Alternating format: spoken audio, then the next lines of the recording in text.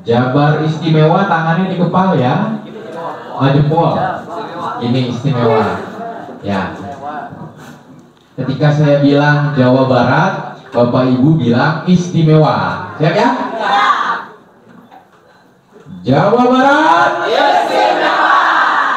Jawa Barat istimewa. 627 kecamatan.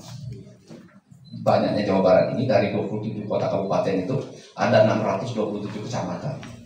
Nah, dari 627 kecamatan itu ternyata masih ada 140 kecamatan yang belum ada sekolah SMA dan SMK negeri. Bayangkan, ada 140 kecamatan Pak se-Jawa Barat. Di kecamatan itu belum ada SMA, SMK negeri belum ada. Makanya sekarang Pak Deddy Mulyadi akan membangun. Kemarin beliau berhasil mengefisiensikan anggaran 5,3 triliun. Dan uang itu akan diprioritaskan membangun infrastruktur pendidikan, sekolah-sekolah itu. Nanti dari 140 kecamatan yang belum ada itu akan segera dibangun oleh Pak Deddy Mulyadi. Mudah-mudahan. Nah ini Pertanyaan Pak, ya. Cuman saya mau tanya, apa kebijakan pemerintah Jabar untuk anak disabilitas? Ya. Itu aja. Terima kasih. Ya, jadi di jalan apa tuh? Pajajaran. Itu kan tempat disabilitas. Itu bukannya dibongkar tanpa alasan. Itu memang diperbaiki bangunannya itu. Tapi nanti tetap saja anak disabilitas sekolah di sana. Di Perda tadi ada ya, dicantumkan ya, bahwa yang kebutuhan khusus itu merupakan tanggung jawab pemerintah provinsi juga. Semua difasilitasi. Bahkan anak disabilitas itu Gubernur Jawa Barat itu akan menggratiskan semuanya. Nah kemarin itu MK itu sudah ketok palu bahwa negara itu harus menggratiskan mulai dari SD SMP itu harus gratis Pak. Itu sudah putus dari MK itu, sudah diumumkan. Ya, nanti termasuk swasta itu. Ya, termasuk swasta. Ya. Termasuk swasta juga akan seperti itu. Maka dari itu kita masih menunggu regulasi dari Kementerian Pendidikan ini seperti apa kaitan dengan putusan MK sekarang yang wajib menggratiskan sekolah SD, SMP. Nah ini kita tunggu. Nah tadi kalau pertanyaan Ibu tadi, apa sih programnya? Semua. Bahkan termasuk buku-buku yang yang mereka untuk baca dan disabilitas itu yang tunanetra itu semuanya dipersiapkan oleh pemerintah daerah. Ada. Ibu baca aja di perdanya. Tadi kan saya lupa pasal berapa yang ngatur tadi. Itu Pak untuk siswa anak disabilitas ya. Misalkan si anak disabilitas itu tunarungu gitu, tapi dia punya kemampuan secara kecerdasan lah Pak ya, ada prestasi tapi mau masuk sekolah normal gitu ya. Pengalaman pribadi ya Pak ya, pengalaman pribadi banyak sekali yang kendala yang saya hadapi jadinya. Tapi di balik itu saya bisa melewati semua. Cuman saya minta ke pemerintah daerah untuk tiap sekolah bisa menerima anak berkebutuhan khusus, terutama untuk yang tunarungu yang bisa memiliki kemampuan yang lebih. Ya. Gitu. Tapi yang saya hadapi selama ke beberapa tahun ke belakang banyak sekali penolakan dari sekolah untuk anak disabilitas yang saya alami. Jadi saya minta ke pemerintah daerah untuk lebih bijak lagi untuk. Jadi kemarin memang itu pernah yang Ibu sampaikan itu yang pertama itu kesulitan guru-gurunya pembelajaran itu memang ada khusus tempat sekolahnya. Makanya nanti Ibu boleh lapor ke Pendidikan Provinsi, akan didata nanti. Karena saya udah datang itu. Udah saya datang ke Pendidikan Dinas Provinsi, saya langsung menghadap langsung karena untuk SMK mah bukan dari pemerintah wali kota Iya bukan provinsi. Kebijakannya provinsi. Saya pernah ke sana. Dari situ saya dapat rekomendasi langsung dan akhirnya anak saya diterima di sekolah itu pun dengan jalur prestasi. Iya.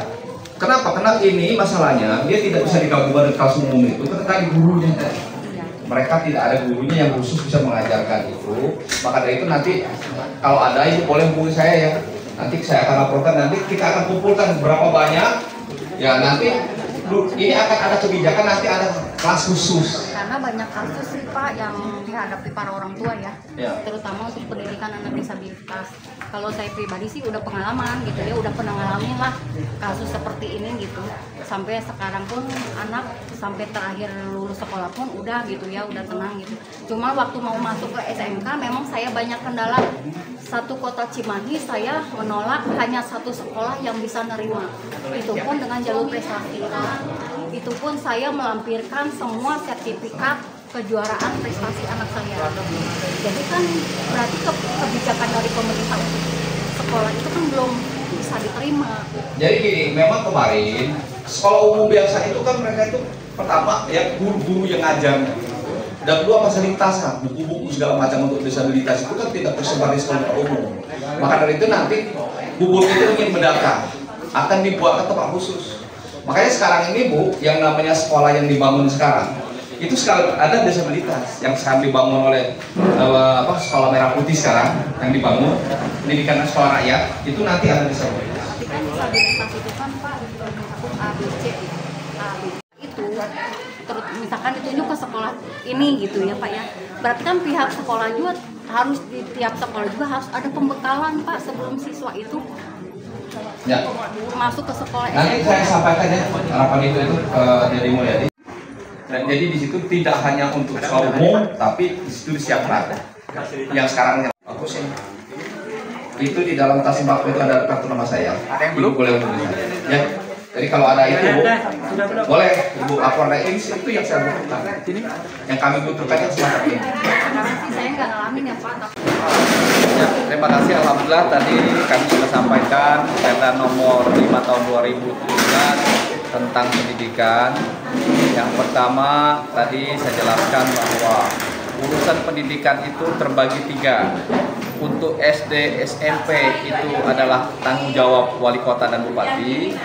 Untuk SMA itu tanggung jawab provinsi gubernur. Untuk perguruan tinggi itu tanggung jawab pemerintah pusat. Nah, tadi sudah sampaikan bagaimana Perda Provinsi nomor 5 tahun 2017 ini mengatur hak dan kewajiban masyarakat terhadap pendidikan.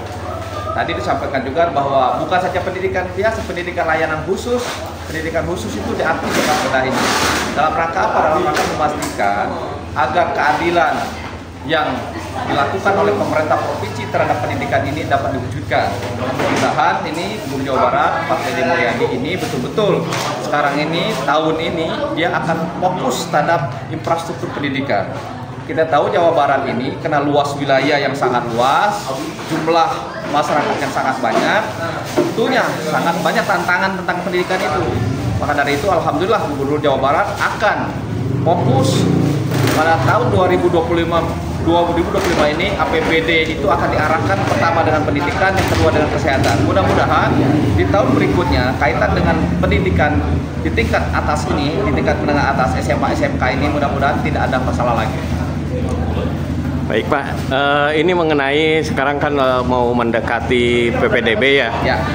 Ini biasanya mengenai yang dipertanyakan mengenai zonasi Ya. dan yang lebih ini lagi Pak, masalah rekomendasi untuk pengawasannya kepada Dinas Pendidikan terkait Pak.